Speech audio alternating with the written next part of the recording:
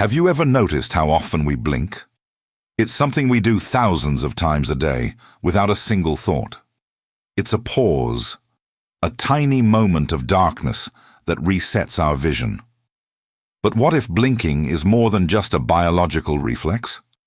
What if it's the very rhythm that holds our reality together? The brief, rhythmic silence between each moment of sight. A punctuation mark in the long sentence of our existence. What would happen if that rhythm just stopped? This is the story of Daniel, an ordinary man living an ordinary life on a quiet, tree-lined street. You know the kind of neighborhood I'm talking about. The houses are a bit too close, the trees seem to watch you, and everyone knows everyone's business. Daniel's neighbor was Mr. Alvarez, a kind, elderly man with a slow, gentle voice and a routine so predictable you could set your watch by it. Every morning he'd be out, tending to his roses, always with a friendly wave. But one morning, something was different. Mr. Alvarez was standing at his gate, just staring. Not at anything in particular, just staring into the middle distance. Daniel waved like he always did. "Morning, Mr. Alvarez." The response was delayed.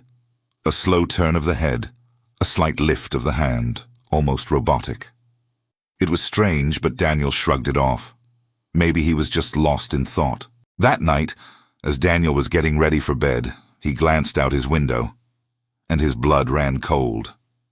Mr. Alvarez was still there, in the exact same spot, under the dim glow of the street lamp.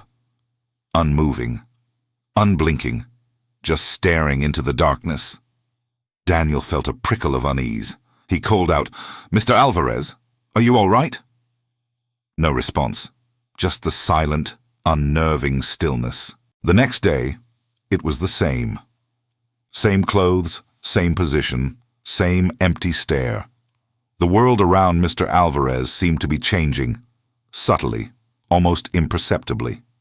Daniel could have sworn the fence behind him looked taller. The light from the sun seemed to hit the street at a slightly wrong angle. It was a feeling more than a fact, a distortion at the edge of his perception. He decided to get a closer look.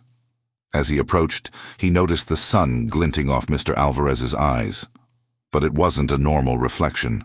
It was a flat, unnatural sheen, like polished glass. And then he saw it. Or he thought he saw it. A flicker of movement, not on the surface of the eye, but deep inside the pupil. Something shifting, something behind it. Soon, the other neighbors started to notice. Whispers spread up and down the street. "Did you see him? He hasn't moved. He hasn't blinked. Not in 2 days." People started taking pictures, recording videos on their phones.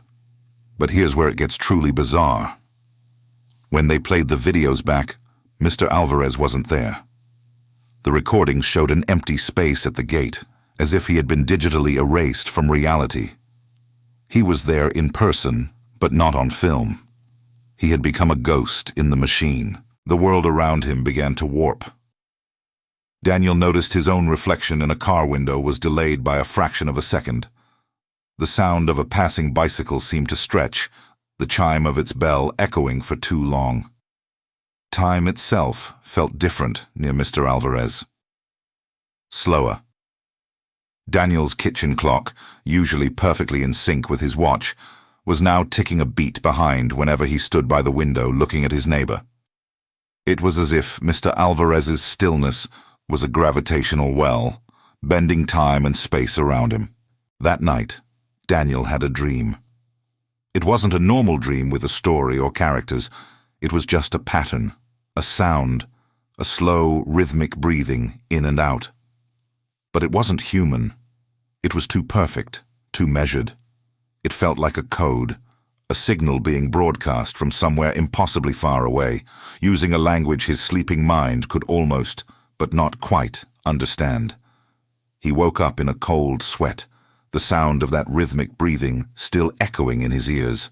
The next morning, there was a knock at Daniel's door. He opened it, and his heart stopped. It was Mr. Alvarez. He was smiling. A calm, pleasant, perfectly normal smile. Except for one thing, his eyes, wide, clear, and unblinking. The air in the doorway felt thick, held in suspension. Trying to break the suffocating tension, Daniel forced a laugh. "Mr. Alvarez, you gave us all a scare. You know, you haven't been blinking lately." Mr. Alvarez's smile widened, but it didn't reach his eyes. His voice was the same, slow and gentle, but the words chilled Daniel to the bone. "I don't need to anymore."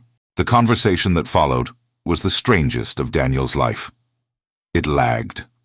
Mr. Alvarez would speak, and then, a half-second later, his hands would make a gesture to accompany the words.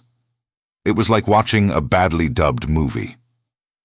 Daniel noticed his skin seemed different, almost translucent, as if the light were passing through it.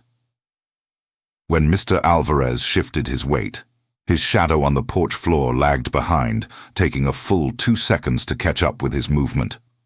Then, Daniel looked into his eyes again, and what he saw made him want to scream. He saw his own reflection, clear as day, but his reflection was blinking. It blinked and blinked and blinked, while Daniel himself stood frozen, his own eyes wide and unblinking, just like his neighbor's. In that moment, he understood.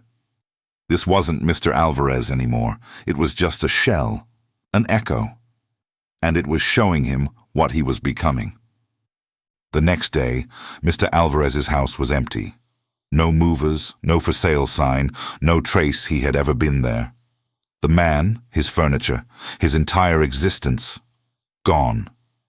But the street never felt the same. It was wrong. The angles of the houses seemed just a little too sharp. The neighbors moved with a strange, eerie stillness. The world was a copy of a copy, and the details were starting to get smudged. Overcome with a desperate need for proof, Daniel went back to watch the videos he'd taken on his phone. The videos where Mr. Alvarez was supposed to be, but wasn't. He scrolled to a clip he'd filmed from his own window, looking out at the empty gate. But it wasn't empty anymore. In the video, someone was standing there. A man, in Daniel's clothes, standing in the exact spot Mr. Alvarez had occupied, staring, unmoving, unblinking. It was him. It was Daniel. The recording showed what his own eyes could no longer see. Blinking is how we reset, how we confirm that the world we saw a moment ago is the same world we see now. Blinking is remembering who you are. Some of us, you see, have already forgotten. So listen quietly, watch closely. They are always here, and they are waiting for you to stop blinking too. Thank you for joining me on this journey into the unsettling. If you enjoy stories that question the very fabric of our reality, make sure to hit that subscribe button and turn on notifications. You won't want to miss what's coming next.